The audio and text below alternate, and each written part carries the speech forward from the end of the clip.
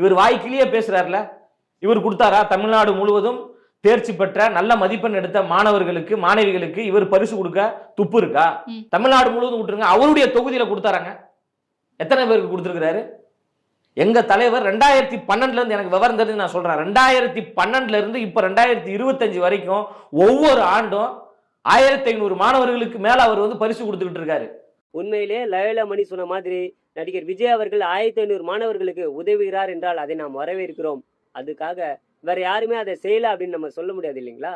இதை யார் வேண்டுமென்றாலும் செய்யலாம். ஆனால் தான் இருந்தாலும் இல்லாவிட்டாலும் ஏழை எளிய மாணவ மாணவிகள் பயன்பெற வேண்டும் என்று சிந்தித்து சட்டமன்றத்தில் என்ன செய்திருக்கிறார் என்பதை இந்த லயோலா மணி போன்ற விஜய் ரசிகர்களுக்கு நான் நினைவுபடுத்த விரும்புகிறேன்.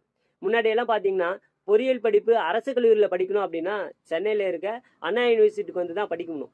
நீங்க சிந்திச்சு பாருங்க, தமிழ்நாடு முழுக்க இருக்க மாணவ மாணவிகளில் எத்தனை பேர் சென்னை வந்து அண்ணா யூனிவர்சிட்டியில் படிக்க முடியும்? அதற்கான வாய்ப்பு அவர்களுக்கு இருக்குதா? அதற்கான பொருளாதாரம் அவருக்கு இருக்குதா? இதை சிந்தித்த அண்ணன் வேல்முருகன் அவர்கள் ஒவ்வொரு மாவட்டத்திலும் ஒரு பொறியியல் கல்லூரி கொண்டு வர வேண்டும் என்று போராடி அந்த திட்டத்தை கொண்டு வந்தார். அதன் மூலம் இன்று தமிழ்நாடு முழுக்க ஒவ்வொரு மாவட்டத்திலும் ஒரு பொறியியல் கல்லூரி இருக்கிறது. அந்த ஒவ்வொரு பொறியியல் கல்லூரியிலும் படிக்கும் மாணவ மாணவிகளுக்கு அவர்களது சொந்த ஊரிலேயே பொறியியல் படிப்பு படிப்பதற்கான வாய்ப்பை ஏற்படுத்தி கொடுத்தவர் அண்ணன் வேல்முருகன் மட்டும்தான்.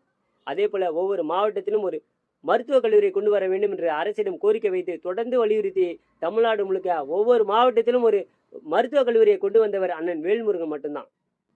அது மட்டும் இல்லாம ஒவ்வொரு தொகுதிக்கும் ஒரு அரசு மற்றும் கலைக்கல்லூரி வேண்டும் என்று சட்டமன்றத்தில் நீண்ட நாட்களாக கோரிக்கை வைத்தார். அந்த கோரிக்கையை இந்த அரசு ஏற்றுக்கொண்டு முதற்கட்டமாக பண்ருட்டி தொகுதியில ஒரு அரசு கலை மற்றும் அறிவியல் கல்லூரியை கடந்த மாதம் திறந்து வச்சது. இப்படி தமிழ்நாடு முழுக்க ஒவ்வொரு மாவட்டத்திலும் ஒரு பொறியியல் கல்லூரி, மருத்துவக் கல்லூரி, கலை மற்றும் அறிவியல் கல்லூரி என அனைத்திலும் படிக்கும் மாணவ மாணவிகளுக்கு அந்த வாய்ப்பை ஏற்படுத்தி கொடுத்தவர் அண்ணன் வேல்முருகன் மட்டும்தானே. நீங்க சிந்திச்சு பாருங்க, தன்னோட சொந்த பணத்துல எத்தனை பேருக்கு உதவ முடியும்? எத்தனை வருடங்கள் உதவ முடியும்? ஆனா ஏழை எளிய மக்களுக்காக சிந்தித்து சட்டமன்றத்தில் கோரிக்கை வைத்து அந்த கோரிக்கை நிறைவேறும் வரை தொடர்ந்து போராடி தான் இருந்தாலும் இல்லாவிட்டாலும் ஏழை எளிய மாணவ மாணவிகள் தொடர்ந்து படிக்க வேண்டும் என்ற நோக்கத்தில் அதற்கான வாய்ப்பை ஏற்படுத்தி கொடுத்தவர் அண்ணன் வேல்முருகன் மட்டும்தான். லயோலா மணி போன்றவர்களுக்கு இந்த விடயங்கள் தெரிந்தும் அரசியலுக்காக இது போன்ற கீழ்த்தரமான கேள்விகளை கேட்டுக்கொண்டிருக்கிறார்கள். இந்த காணொலி மூலமாக லயோலா மணி அவர்களுக்கு நான் சொல்ல விரும்புவது, நீண்ட நாட்களாகவே தமிழக வெற்றி கழகத்துல உழைப்பவர்களுக்கு பதவி கொடுப்பதில்லை, பணம் இருப்பவர்களுக்கு பதவி கொடுக்குறாங்க, ஒவ்வொரு பதவிக்கும் 3 to 4 லட்சம் ரூபாய் கேட்கறாங்க என்று அந்த கட்சியில இருப்பவங்க பொது வெளியில பதிவிடுறாங்க. அப்படி ஊழலில் நிறைந்திருக்கிறதே உங்களுடைய தமிழக வெற்றி கழகம்.